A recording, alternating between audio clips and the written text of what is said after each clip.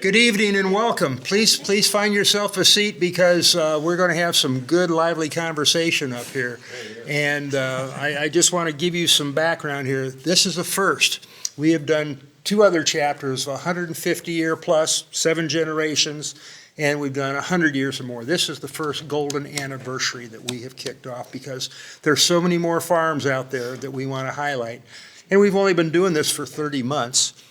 We've had farm after farm after farm. Occasionally, somebody says, I got an illness, so we have one farm stay for 2 months. But from that point on, my name's Dave Neff. I'm on the board here, and this has been sort of our baby all the way through, and so I like to get a chance to do the interviews on this when I can. This farm has been in their family for 83 years. Your sister, Carolyn Sidschmidt, is involved in it, and Center Township on Gear Avenue, so on the west side of town. And in 1941, the family purchased 80 acres to begin their farming practices on that. I've told you already that we've celebrated the Heritage Farms and the Century Farms, and your father, Roll Whitham, R-O-L-L, I think I remember him. Yeah, was the first to purchase this 80 acres, and it has grown to 180 acres as of this date. And Kenny assists on this and works directly. If I can get my paper to open up, I should have tested it ahead of time. Anyway, you do the farming, you do all the labor and things on there, and so. My wife does it. She does. Well, somebody's got to be responsible. You know, I wouldn't want you to have to take on all that on there. But anyway, it's been a real joy to bring these families in, and especially when they say, we're having a family reunion on this weekend, and we'll select that weekend, and like I say, we'll have people all the way up and around. But this is a great, great turnout, and we sure appreciate it from there. So what we would like to do is have you tell your story of what you recall of when your dad purchased the farm.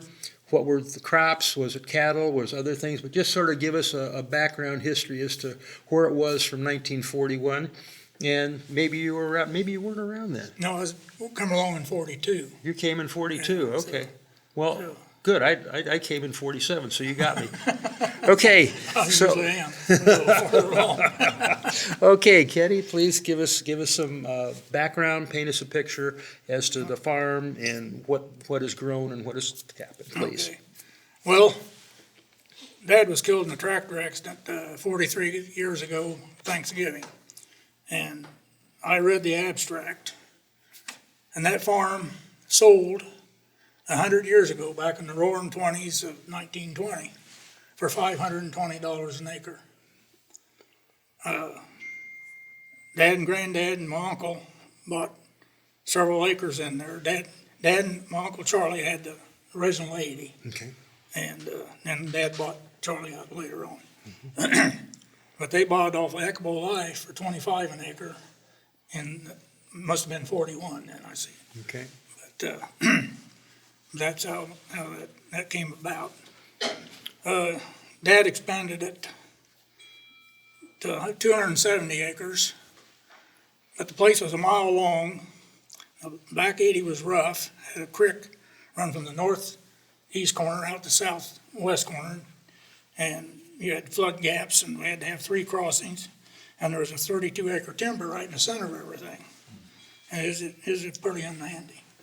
Well, 80 beside him to the west and come up for sale later. So he sold off the back and then bought that. Made a lot better deal. So, but that's how it came about. Was it mainly crops when they first started, or? Well, crops and livestock. Yeah. But the livestock was hard to manage clear back there. We had to have a road down through the timber. Okay.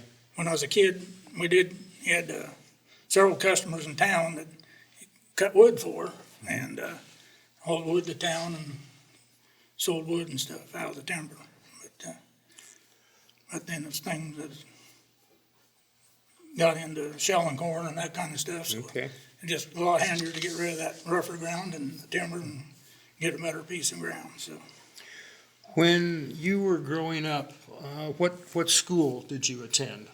Well, we didn't have a country school, so I went to Lincoln, Okay. and then my aunt taught 5th grade at Lincoln, so I couldn't have her, so I had to go to Roosevelt Okay. until 7th grade. And then they opened the country school back up, and I went to 8th grade in country school. Best year I had in school.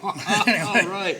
but then, I don't know, 4 or 5 years later, they shut this country school down. Right. Yeah. So, Well, you think back to that day, and you had Lincoln, you had Roosevelt, you had Logan, you had Pence, you had Washington, and then, of course, you had Pleasant Plain, Lockridge, Libertyville.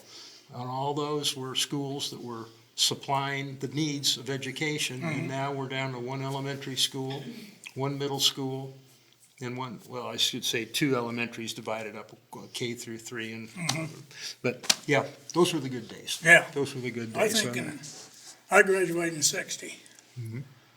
I think at the time there was 4,000 kids in the Fairfield districts, I wouldn't doubt it. and I don't think there's half that many now. I doubt that. Yeah. So, Okay, what did you learn about life? What were the skills as far as chores? What did your dad say? I need some help. Kenny, what can you help me with? well, we milked cows, and he did carpenter work, and them cows better be milked when he got home at night. We had 17 cows, Okay. and milked them morning and night, and so, Would you sell the milk then? yeah, Okay. yeah. At one time, we'd bring it into the Fairfield dairy there in town. Okay. And then later on, it went to Keosauqua. The truck would come along and pick it up. Out of the milk cooler, or the milk cooler set in the garage, had an ice bank in it, Okay. and you set the 10-gallon can of milk down in that. Could you lift the whole 10 gallons by yeah. yourself? Yeah, Terrific. I'm lucky with a 5-gallon thing of gasoline. yeah. So, okay. It'd be a So load today, but I did her then. terrific. Okay, so you took care of the milking and other things, and then when it was time for harvesting, what all would you do? Well, we picked the ear corn back in them days and chopped a lot of hay. Okay. We had an old case chopper, and we filled a couple of barns at Granddad's and barn at our place, and yeah, it just all summer we chopping hay. So Terrific, terrific. Back in those days in the 60s, were there clinics in town, or did the doctors make house calls to come out to your place if you had a need for a cold or something else? we was on an FFA trip. We won the contest with Mount Pleasant, and we won a rodent contest, who killed the most birds and all that stuff. So we won the contest, and they had to treat us to supper, and we went swimming down there. It was cold in that winter, and the bus wouldn't start. And so we fooled around with the bus and finally got it running, and I got pneumonia. Uh-oh. And Doc Ryan come out and give me a shot. And he said, "You ain't better by morning, you're gonna go to the hospital." Well, I was darn well better by morning, so I didn't have to go. So. Well, good. I'm glad you paid attention then. Good. We were just talking earlier, Jason Strong is one of our colleagues that he was in the building here, but he's on our board, and his grandfather was Kirk Strong. And he and Ryan were partners in the clinic there, Okay, so yeah. his name came up a little bit earlier. Yeah. Well, good, I'm glad he was taken care of there.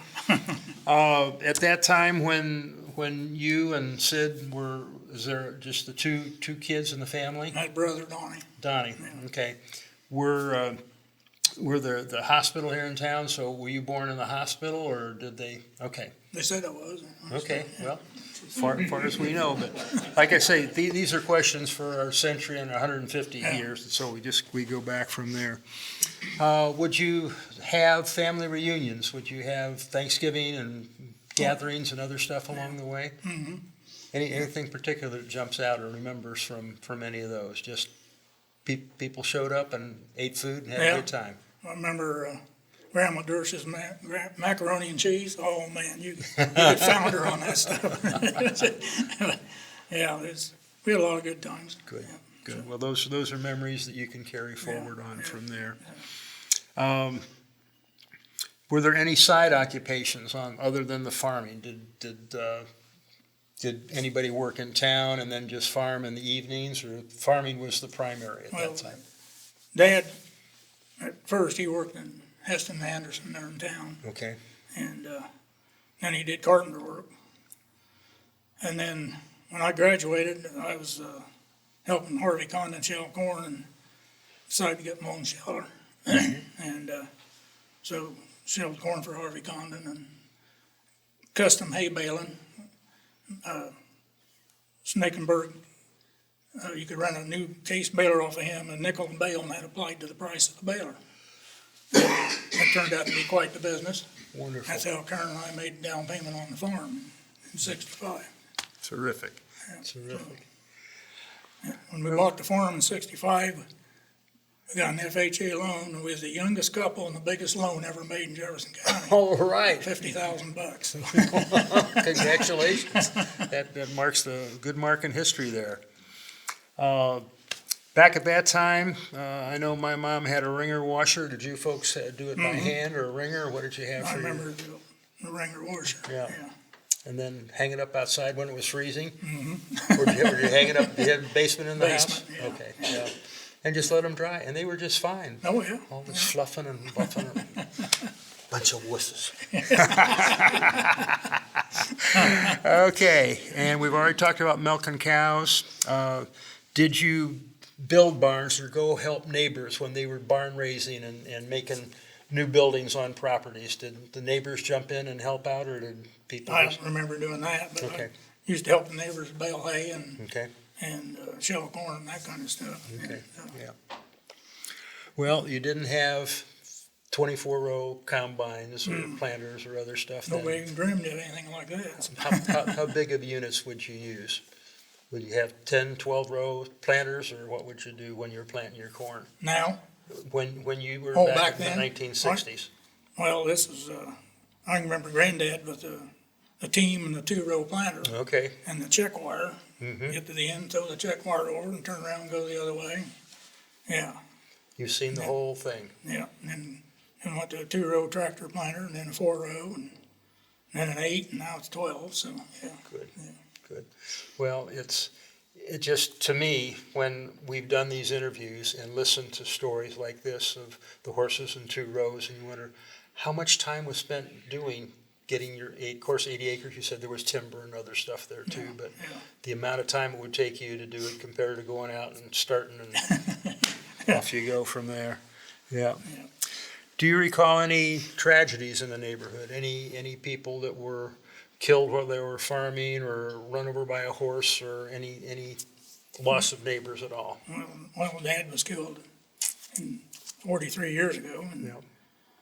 oh, He was on the farm working then? yeah, he's up to my place. Okay. And when it happened. Okay. And they're, some of them, some of them got hurt pretty bad. But I don't remember anybody else dying. Okay. Yeah. Okay, well, I know you'd mentioned that earlier, but I didn't know if there was any, it was not a regular event. People were safe and stuff from there. Okay. Churches, were there rural churches, or did you come to town for church activities and things, or? We went to Packwood, Okay, and Mom, she went to the Methodist church in town. okay. So, Well, they've been around for a while, and they provide a good steady support for us, Yeah. for the community on that. Now, did you have time for all this work, but did you have time for some fun, recreation? Did you go fishing? Did you take horses to races? Did you, any other kind of fun events? Did you take a little vacation and head out from the farm and do some stuff? Go to the state fair? we went to State Fair. Okay, Yeah, I don't think we hardly missed a state fair, have we, in 60 years, Too many. it's wonderful. other than COVID. Yeah, that took sail out everybody's wind, yeah, But that was about it. okay. So, when you're farming and shelling corn and baling hay, yeah, it's 7 days a week. So Yes. she finally started getting me to go to church in about 70. So, Good. Would you have a chance to travel? Would you have a chance to go, and besides the state fair, did you get a chance to go to Burlington or traveler, but it sounds like you were pretty busy from what you just told me here. Oh, once in a while we'd take off and go for a drive, but most, when our youngest son lived in Omaha, we'd drive out there every once in a while. Okay. And he had to move toward North Carolina, and that's a long haul down there. Totally understand. Yes. Son over around Fayetteville. Yeah. Yes, sir. Yes, sir. Communication. Did you have crank telephones, or was that something before? Or did you? Four Shorts was our number. Was that it? Okay. Hung on the wall there. Yeah. Yeah, you'd Well, pick up the receiver, and then you'd go click, click, click, and all the neighbors listening. got that. Got that. Well, we've come a long way with that too, with all the cell phones and the texting and stuff now. But you know, people survived then, didn't they? Mm-hmm. You got through it. Yep. You guys grew up. You lived a very quality life and put back into the community from there. So yeah. Neighbors used to help each other out pretty good back in them days, but yeah. Electricity. By the 60s, you had plenty of electricity coming through on that. You didn't have to. The farm's just at the corner of Fairfield. We didn't have electricity until '48 Okay. when REC put the line in. Yeah. But yeah, I was 6 years old before we had electricity. Okay. Well, and you know what? You got along. Yeah, You had other lamps. You had things that you could work Yep. with, and you didn't have to go to bed when the sun went down. No, you stayed up in the light for a little bit. Schoolwork, homework. Did you have chalkboards to work on in school and other things that a lot of the kids now, they have all the electronic stuff? But Well, everything, was just pencil and paper, back in them days, so, yeah. we talked about cows. We talked about stuff. Did you have horses or a pony of your own that you? I did for a while, yeah. Okay. So, my cousin had one, and yeah, but I'd rather be on a tractor than a horse, so. That's understandable. Tractors don't buck you off, but them horses will. We was riding down the dirt road, came to the bridge, and their horses went across, and mine stopped, and I went over their head and lit on the bridge. Oh, no. Those rascals. Oh, yeah. Oh, golly. Indoor plumbing, before and after stories. Did you have outhouses when you were growing up? Yeah, before electricity. Yeah. And they worked okay in the wintertime?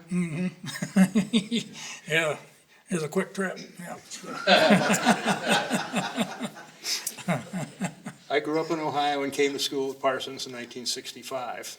And the fraternity had a party house. Merrill Freskin had a farmhouse out on Highway 34 before you get to Batavia. And I remember some of the girls from New York that were out there, and they would say, "Oh, where's the restroom?"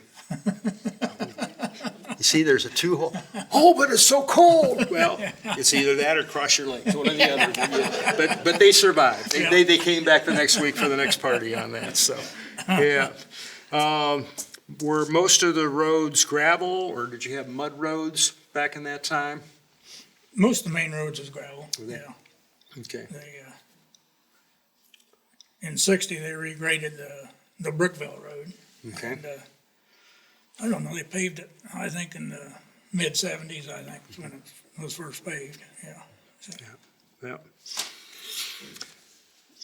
Any real close neighbors that still live in the area, people, like folks that you grew up with? Are some of those generations still around too, or not? Or are they migrated on? all the older generation's gone, yeah. Yeah. So, Good. I think Marie Hamas, she was the last one to go. Okay. What questions do you have for Mr. Kenny on here? You got a smile on your face. Do you know something that he doesn't know? I work for him. Oh. Well, good. No, I'd open it up in any family, other recollections, any questions, high school friends that want to recall something that happened back in the day or anything like that. We'll open it up here. Joe? What country school did you go to, Kenny? When, number 8, I think, Where was it at? you know, where Freddie Nelson's place was there. Yeah? It was on the east end of it. Okay. They just opened it up when I was in 8th grade. I only went 1 year. So you got to drive to school being in 8th grade, right? Well, yeah, riding my bicycle or walk.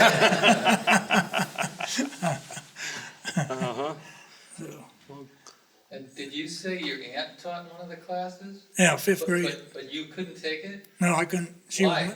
Well, she was related, so we couldn't have her for a teacher. Huh, Probably better off, because she's pretty strict, so. yeah. Just- Hadn't thought about that, but yeah, yeah. Keep them going. I don't know if it's that way today or not, but it was then. So.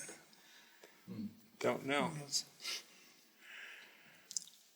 Other questions? There's a lot of good-looking smiles out there that they might want to inquire about something, but then, Well, I'm not a farmer, so you say you went to state fair, pretty much every year for 60 years. So who did the work while you guys were gone? Did you switch it off? Somebody does it 1 year, somebody does it another, or is that during a time when you didn't have as much work, or did No, they we just time it went- that way? We just went 1 day. Oh, just 1 day, Yeah, so it wasn't a block of time? No, we didn't go up and camp or nothing. No. Yeah, Yeah. okay. and so the cows would make it through for a day there by themselves? Yeah, they could find their way around. so. Okay, okay. And when the Keosauqua truck picked up the milk, did they come daily for that, or was it once every couple days, or I think it was every couple of days. every couple of Yeah, days? yeah. So the milk was good, Yeah, good filling. because the cooler only held, I think, 4 10-gallon cans. And they had to pick it up every other day. So. Art's part of our team Carnegie here. He does the research and does a lot of other legwork, so he might be picking up on something, I don't know. But You never know. he always has a good finished product when he gets done with the research on there, so. I remember the old milk cooler, the garage floor was cement, and if it was sweat or getting a little damp, if you didn't unplug that darn thing, you got a 10-gallon can of milk up there, and that thing starts shocking you. You didn't dare spill the milk, so you went ahead and set it down in there. And then the next can, you unplugged it, because Sounds like a lesson you learned real quick. you bet. And a good memory. Yeah, Yeah, for sure, for sure. Did you milk by hand or with a machine? milk by hand. Then the house 17 burnt. cows by hand. The house burnt in '56, so decided Dad got a surge milker. And that was quite an experience. You come and put the pump in and the line and everything. Well, for 2 or 3 nights, you just turn the compressor on, let them get used to the noise. And then next 2 or 3 nights, you just throw the strap over their back that held the milker. And do that for 2 or 3 days, and then you'd hang the milker underneath them, then hook it up. And then, didn't make any difference, you go ahead and hook the milker up then for another 3 or 4 days, and they still try to kick it off. You leave me alone. Yeah, yeah. But that saved a lot of work, so.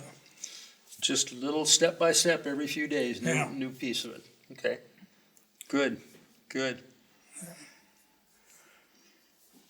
Are there any other questions out there? Mom, do you have anything that you want to jump in and add to this? I better not. Well, I can bring the microphone over there if you don't want to come up. Okay. I'll tell you a story on her, she still runs a combine. Well, good. Ain't too many 81-year-old women get up and run one of them things all day and part of the night. Well, I have admiration for that because my wife has a choice of 2 or 3 John Deeres, and that's her earphones, and she's gone. And, Yeah. As long as I keep the gasoline filled, and Yeah. that's what makes it work. Congratulations, keep it going. Keep it going on that. Okay, anything else that we'd like to cover? Going once?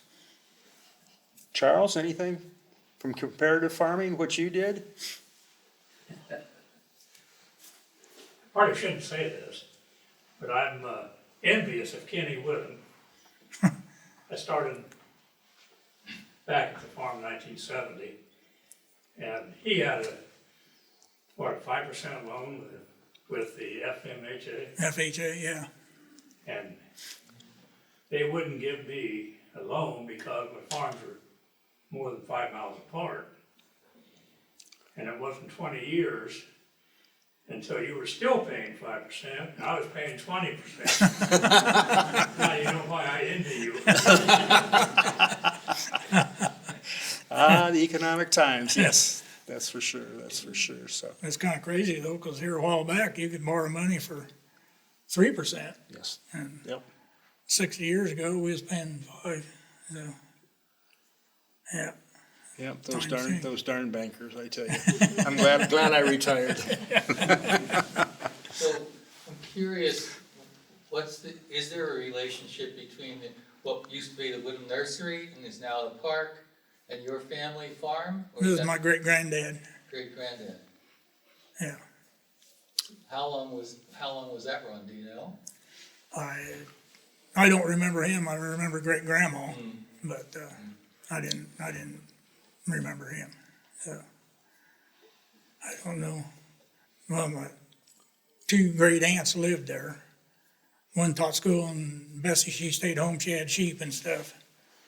Daisy, she taught biology over in Illinois, Joliet. And then she'd go home in the summer. And then George Stever, they got older, he rented it, run sheep on it. The place used to be pretty back in there, all the trees was planted in rows. And now the state took it over and now the bushes grew up everywhere and it's, not near Well, as pretty as it you was. still see the variety though, there, the variety of trees you Oh, wouldn't yeah. see, you don't see anywhere else. Yeah, well, a lot of it was Because- planted in rows and stuff back then, so, Uh, for the You don't nursery. see that, I Yeah. don't see that. That's been a day or two ago. Oh, yeah, but it's there for permanent now, Yeah. that's good. Okay, folks, he didn't want to go more than 20 minutes, and we're hitting that button, so if there are no other questions and you haven't had a chance to go to the third floor, please do and see a beautiful display that's been put together up there. And this is month number 30. We're going to start on another decade next month and keep on going as long as we can. And once again, we want to thank you folks for kicking off this golden anniversary chapter of this, 50 years and more of the family, and what did I say, 68 is how many years you folks have been there?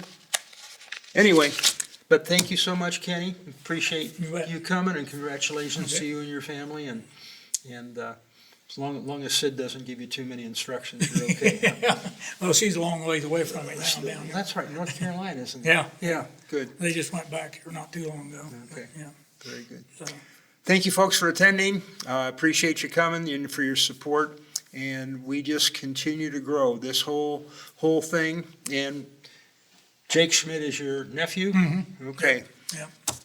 Little background. Carnegie Museum, 1892, was built. And this is the first time in the last 2 years that it's been re-tuck pointed all the way around. We've just finished putting windows in. We're going to have blinds coming through. Those have been done a number of times, but they don't build buildings like this anymore, but they don't make people like Jake Schmidt too often. Before we hit COVID, 250 to 300 people per year would come through these doors. COVID is everything else. In 2022, we had 2,500 people come through the doors. In 2023, we had 5,000 people come through the doors. This year, we're on course by the end of December to hit 6,000 people. The spark plug is his nephew, Jake Schmidt. So if you see Jake, give him an attaboy. Doing a good job, and we got good people right here that come and show up, and it's a team effort, so we call it Team Carnegie. Thank you so much for coming. Appreciate your participation.